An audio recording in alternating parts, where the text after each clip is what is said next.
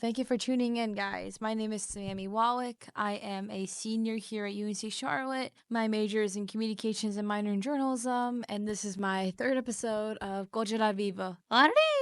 So for this particular episode today, we're going to talk about a very special mentor, sus guide of mine who works here at UNC Charlotte. He goes by the name Lisandro. One thing about Lisandro, I actually interviewed him yesterday morning. It was through Zoom. I have a transcript of what he had said, and he said some things about what inspired him, what made him be proud of it, being Latina, what made him be the person he is today. A little bit about Lisandro is he first went to Chapel Hill to get his bachelor's in psychiatry and a minor in school counseling. So that's something where he's always been very passionate about because he always loves working with students and help mentor them and just be this person who someone can rely on, if that makes sense. Lisandro recently came here to UNC Charlotte not too long ago. He actually just came this past semester, the spring semester of 2024. Lisandro is actually one of the only Hispanic people on staff there at the UACE, Student Success Guides people. So he's getting his master's in the same thing, psychiatry, and concentration and minor in schools counseling. He wants to be a counselor when he's older. He wants to help people like him who struggled when they were children and they couldn't seek the help they needed. So he wanted to play a big part in that. That makes sense. And some of the questions I did ask him actually was how did he first come to embrace the persona as being Latina? He used to tell me during Christmas and also other holidays, but especially Christmas, New Year's, he would say he liked the idea of the culture being where it's about family being together and really helping one another. They would make tamale, like a tradition where Lisandro would have this thing where him and his family would have a tamale party where they'll make tamales for Christmas and they all get together and just celebrate and have fun. Just be together as one. He says his grandparents and his other families in Mexico right now, so it's hard for him to visit them because of his busy schedule and trying to get a master's and all that stuff. It's like over time, he realized being Latina isn't really all that bad because, I mean, let's be honest, there's people in this world who put down Latinas and say, oh, you don't look Latina, so you must not be Latina, but in reality, they are. That goes back to what I was saying in my previous episode, saying, like, you don't have to. If you're Latina, you are Latina. It doesn't matter. People say, oh, because you're too pale or you're too this and that. That means you're not Latina. You are still Latina, even if you don't speak Spanish, you know what I'm saying? But he further explains that in the later interview. But the other thing I did ask him was, what challenges did he face when he as someone who's Latina and someone who's a student here at UNC Charlotte. But he would say the thing was he felt like he wasn't treated the same because he was Latina, and he felt like people got better educational opportunities, whether it be with FAFSA or with scholarships. He felt like he got stripped of that because he was Latino, or he didn't get much money as someone who's not Latina, which made a decision. Even though he couldn't get enough money, he still went through. He still triumphed. He still went to Chapel Hill, and he still is here, still at UNC Charlotte, still being with us in being a student, as a graduate student of 2025, getting his master's. But there was a thing where he would question himself, saying, he says to me, Sammy, I would say, do I fit in? That's his question. He told me, he goes, but when he first came to either school, do I fit in? Will I connect to other people who are not Hispanic? Will they accept me? Does that mean they're going to treat me like a certain way, which I don't deserve, or would they just treat me better? I'm saying, it's just, he was asking that question. I said, in my personal opinion, I felt that way because I remember even before school, guys, even before I went to UNC Charlotte, I used to work at Harris Theater. Let me tell you something. I got looked differently because of my color of my skin. I know it's not really about discrimination, but I'm just saying, to add on what he was saying about the challenges and about the moments and stuff about questioning your identity being Hispanic. I would just be like, oh, you look like that, so you must be a criminal, or you must be this. That's not true. It's really not true, honestly. But that's a little something I would like to add. Obviously, what I was telling Lisandro understood. But how Lisandro really looks at the Latina community, he always looks at his word as familia. So he always would say family was a big thing for him because he liked the idea of togetherness and the idea of knowing that if anything happens, they still have each other's back. It doesn't matter we're feeling like we're defeated. We always somehow come together and we always embrace and uplift each other, whether it be through music, through food, or words of inspiration. separation is just a beautiful thing, if that makes sense. The way he sees it is just something where family's the biggest thing. He kept saying family because family's very important. As he would say, is blood is thicker than water, meaning that your family is forever. Friends come and go like seasons, which is very true in my opinion, which, can he adapt? Or can people have a change of heart and really accept him for who he is and understand that he is not what the stereotype is thinking of, that he's not what the stereotype thinks him as? Or will people accept for who he is? The short answer was maybe, but the long answer was, he says to me, it was hard, he says, because you come from a certain culture, and it's just something where it's kind of not like a culture shock. I wouldn't say that, but it's kind of, wow, a new difference. There were some cultures that mashed together. There's people from Japan, and Peruvian people get along because Japanese settlers actually settled in Peru, and then that's how it is. And that's why some Hispanic people look kind of Asian, because there's people who were Asian settled in Hispanic countries and helped them made to be where they are today. Obviously, there's obviously the language, but the whole, again, the little sidebar here, but the Japanese language and the Spanish language is kind of similar. Mira means look for them in Japanese, but mira means look for us in Spanish, if you get what I'm going here. Lisandro said to me, it's a little silly. He thinks it's silly. I don't think it's silly, but he's thinking the WWE Rey Mysterio. Rey Mysterio was a Mexican wrestler that would always embrace his Mexican culture, just like Eddie Guerrero, who unfortunately passed away. But Rey Mysterio, Lisandro would grow up watching him and see how much he is proud to be Latina, and how someone like Rey Mysterio could actually bring in his culture and really just bring a part of we're all together, and you could wear the Mexican flag or other cultures' flags and just really embrace it as one another. He grew up a lot with it, and he would just, I think that's what helped him be who he is and embrace this culture. That's why Lisandro has all the stickers on his computer. But he just felt like that's what he felt very more connected to. If he had the given choice about pick any celebrity or anyone who influenced him, he wishes that more Latinas can stand up and see that if they feel like they're going and they want to go back to college, they should. I mentioned before, the statistics say like of Latina veterans completed a 4-year degree compared to 20% of non-veteran Latinas who started a bachelor's degree full term between 2016 and 2016. 17 completed within 6 years. That's crazy to think about. 17 of those 59% of those people who wanted to get a bachelor's, only 17 of them completed it within 6 years. Like Lisandro would say, he wishes the number can go up more. He does wish that, and he's proud to be a part of the percentage that gets to have a bachelor's degree. But he also noted that it is sad knowing that there's not a lot of people who are Hispanic that want to either get degrees or they can't afford it because of how high the prices are nowadays. And he just wishes it can grow more during the years, or if it can grow at all, just if you look at the statistics, guys, look at it. But but I would say like just Lisandro hopes that if anybody's listening out here, if anyone's thinking that they're not good enough because they're Latina, or think that because they have to set a certain standard, like they have to be a nurse, or they have to do this and that, or they have to be married by a certain age, or think that they have to be a certain way to be considered valued, that's not correct. I mean, he's valued in the same way. Everyone can be valued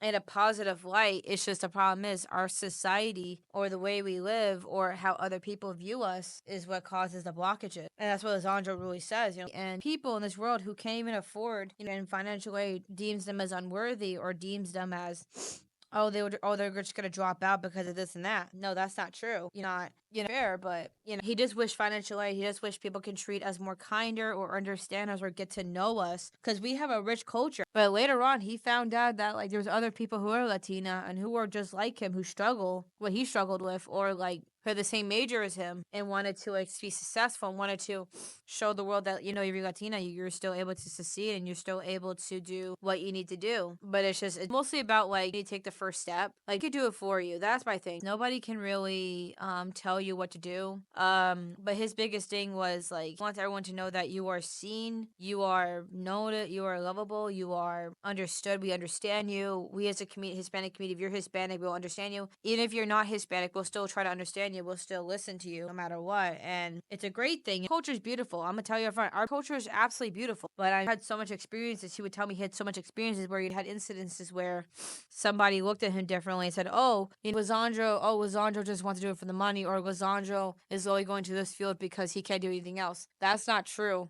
The reason why Lizandro wants to, again, I've said this again, I said this before, Lizandro wants to be able to be a school counselor because he wants to help those who are feeling bad. And he wants to be almost like here, like help people who are struggling with mental issues so that people can easily come to him. And on personal experience, I do think Lizandro is someone who is very warm and welcoming and won't judge you. Unlike counselors, I also do feel like Lizandro also wanted to be part of that percentage where there's not enough Latinas who are counselors, especially school counselors. So it's like the only one culture is only or nationality is, especially in the schools. So he wanted to change that and be able to say, okay, what can I do to make a difference? Because his biggest thing was, he said, when he leaves this world, he wants to go knowing that he made an impact and made a mark in this world. Not that he left here when we got our time to go, and not that he didn't make an impact. Because it's true what he said. We only have one life. We must use it. We must use it wisely. And the way they do it, and the way it's just beautiful. Just kind of, what do you think? What kind of impact can I make in the world? What can I do? What can I say? What can I do to make an impact where nobody can forget about me? Energy never goes. Energy never dies. Hell, yeah. He always wanted an impact. Lizandro always said he wanted to make an impact, and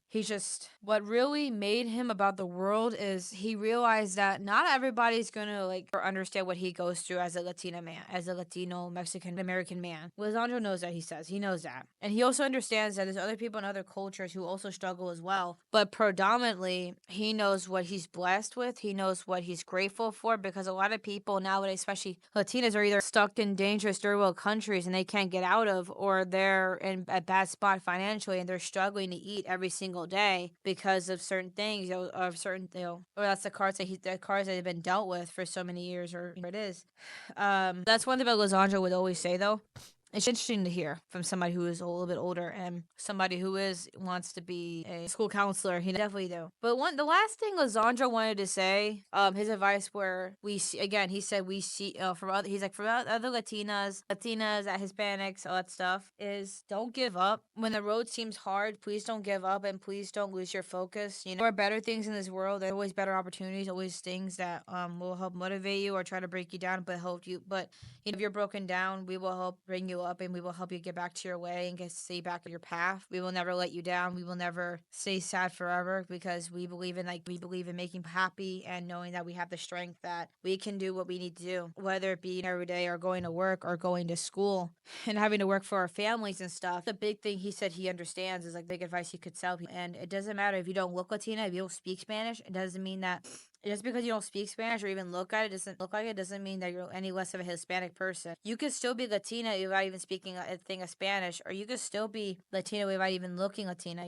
I have the hair, the thick hair. That's the biggest thing he wanted to say, though, as Lizandro would say. I would say his advice is correct when he says that you don't have to look Latina, you have to look a certain way, because judge. I mean, again, that's inevitable. Everyone's gonna judge. Everyone's gonna point something out that may not be there, or it may not be such a big deal, but is a deal to you, maybe. But everybody goes through differently. But again, I just think always said, your culture, embrace the one that you came from, embrace your ancestors and where you came from, whether it be your my grandparents sailed from the Ellis Island to go to New York, settle there, and then have my mom, have a rich culture, a certain way. Dominicans do a certain way.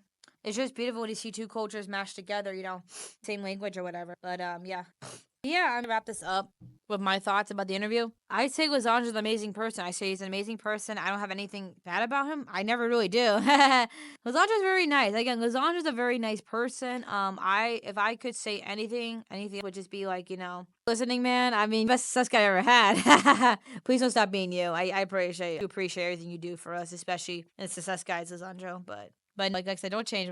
Please don't change. Oh gosh. But who would have thought, right? Who would have thought that we'd be here today? And who would have thought that, community gets stronger and stronger every single day? And I do want to see it stronger every day. I do want to see it where, the percentage of people of Hispanics are graduating or, able to afford it. They are able to, get that percentage, maybe up to, 75% of people who are Latina are graduates with, bachelor's, you know what I mean? I'm in the Honor Society, which is crazy to think, guys. I just got into the Honor Society. So, if you guys see my name for the communication thing, I'm there. Hello. But it's great to think about, because our culture is rich. I mean, we are are here, we are seen, but are you seen? You know, hearing other people's stories, I really do. Some other thing also I want to tell people is also, if you have a story, I would love to hear it. I would absolutely love to hear it. If you have everything else you want to say, or there's something you've always wanted to share your story, please reach out to me. You know, please, if you see me, tell me your story. I would love to tell you. You know, with you, I can go ahead and tell my podcast and explain your story, because I like the idea. You know, journalist, I like the idea of explaining